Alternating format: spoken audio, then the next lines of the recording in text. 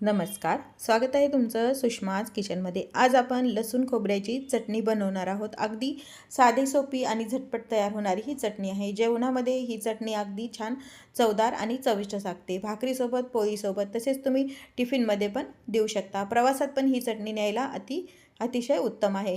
ही चटणी या पद्धतीने तयार करून जर ठेवली तर 2 महिने पण छान टिकते। रेसिपी शेवटपर्यंत बघा। रेसिपीला लाईक करा, चॅनलला सबस्क्राईब करा। लसूण खोबऱ्याची चटणी कशी बनवायची ते पाहूया।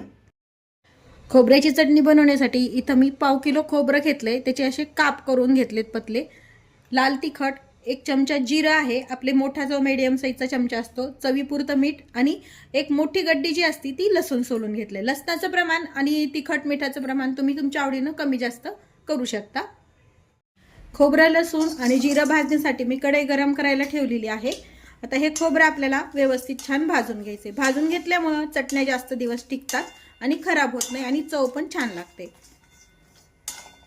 कोरडंच भाजायचंय, तेल वगैरे काही वापरायचं नाही याला भाजताना। ऑलरेडीच खोबऱ्यामध्ये भरपूर प्रमाणात तेल असतं।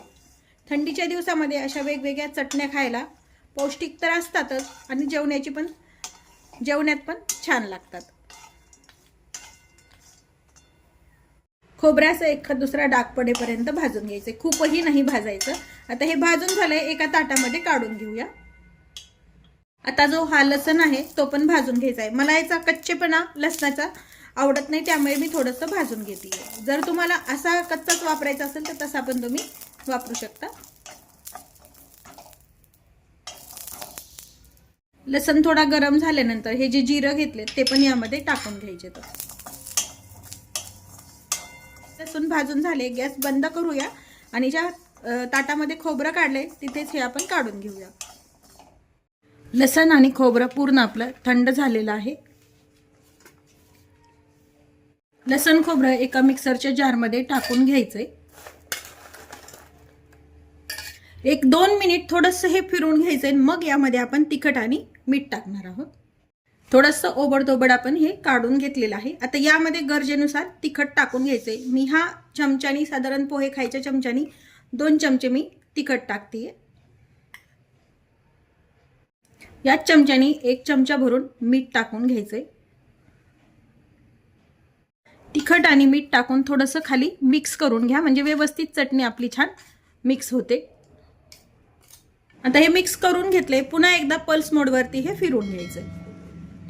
शक्यतो पल्स मोडवरतीच चटणी करा, म्हणजे व्यवस्थित चटणी आपली फार बारीकही नाही फार जाड नाही अशी छान होते। या पद्धतीने थोडीशी अशी ही चटणी जाडसरच राहू द्या। लसूण खोबऱ्याची चटणी आपली तयार आहे। चटणीला आपल्या कलर पण खूप छान आलेला आहे आणि अगदी चवदार चटणी या पद्धतीने केली तर होते आणि जास्त दिवस पण टिकते। ही चटणी तुम्ही भातासोबत, पोळीसोबत, तसेच भाकरीसोबत अगदी छान लागते खायला। प्रवासात पण तुम्ही नेऊ शकता। या पद्धतीने चटणी नक्की करून पहा। तसेच रेसिपीला लाईक करा, चॅनलला सबस्क्राईब करा आणि बेल नोटिफिकेशन पण ऑलवर प्रेस करा। अशाच नवीन रेसिपी सोबत पुन्हा भेटूया। तोपर्यंत बाय बाय। व्हिडिओ पाहिल्याबद्दल धन्यवाद।